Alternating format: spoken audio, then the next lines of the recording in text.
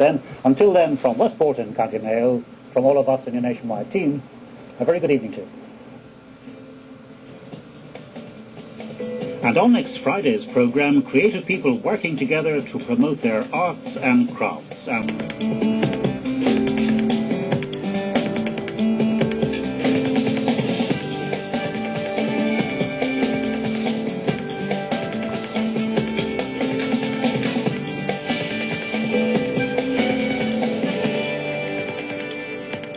On Nationwide this evening, we're travelling the West Coast and highlighting some artistic endeavours. We drop in on a cooperative in Sligo set up for maximum exposure. We meet a farmer in Galway whose love of poetry has inspired him to set up a workshop on the farm. And in Kerry, an artist who draws her inspiration from the landscape, and the story of Aunaskall pottery, thriving after more than 30 years.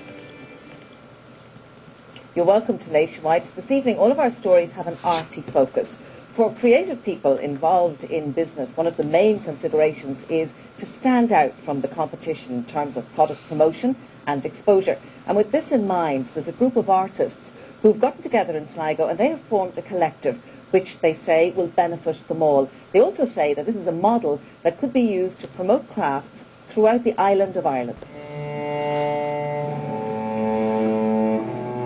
Living down the country lane is bound to inspire an artist's creativity, but it can also mean they remain hidden away from their customers. Kilkenny potter John Ryan settled in Sligo 15 years ago. His pottery is already well known, but by teaming up with other Sligo-based artists, he plans to develop and grow his business through a new initiative called Made in Sligo. I would recommend it now. Any group, there's going to be a bit of friction here. Somebody wants to go this direction, somebody wants to do this. But if you can make decisions and say, come up with a couple of ideas and say, let's achieve this. And if you don't achieve it by a certain time frame, scrap it, move on to the next idea. And a democracy is a great thing, you know, a show of hands. Who thinks this is a good idea? And then let's go with it. So it's a majority go. And that's, you know, once you agree a few ground rules, I think the thing can work, you know, it can really work.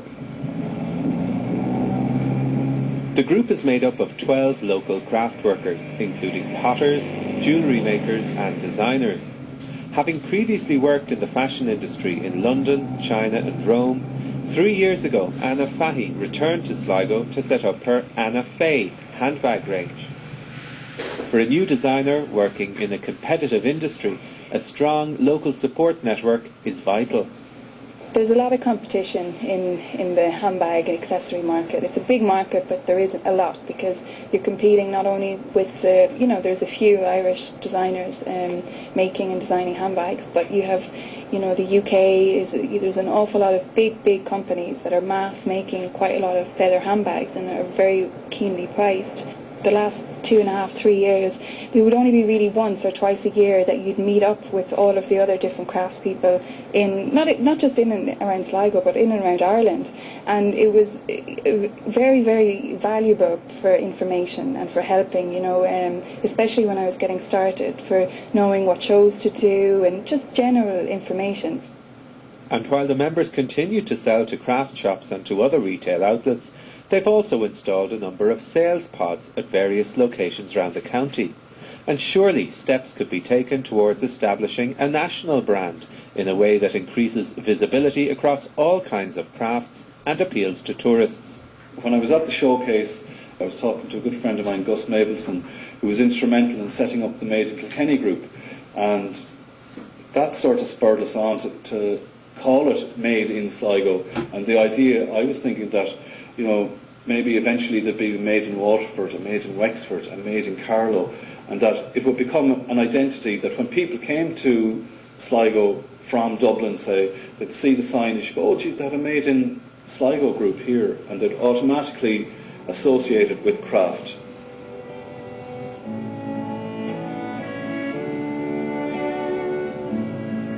The compromise between living in a rural setting and getting your products into mainstream markets is something many craftspeople struggle with. Husband and wife team James and Teresa Neal settled in Sligo some years ago. Like many craftspeople, they work from a studio beside their home.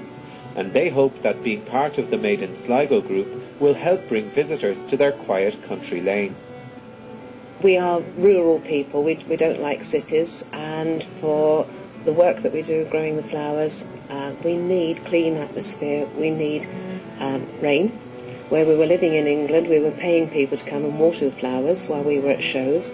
Now we actually pay people to come and put them in the dry. We grow all the flowers ourselves from seed, so it's from seed to sale in every case, and then we dry and press them, and then we set them in resin on the different settings that we use.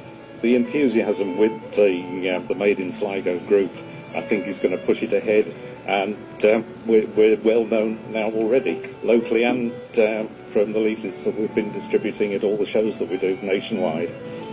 But I would be reluctant to say to craft workers now who are thinking of giving up their day job, any job that you have at the moment, I think you have to hold on to and work on working with your craft alongside it to see how it's going to go. Who knows what's going to happen in 6 months' time? Many craftspeople are working full-time within the sector, but whether it's a primary source of income or something done on a part-time basis, challenging times lie ahead for all. But rising to these challenges is an everyday part of running your own business, and in this, the Year of the Craft, this group sees cooperation as key in forging a successful future. An interesting initiative there in Sligo, and maybe that idea of artists coming together for publication and promotion might catch on in other parts of the country as well.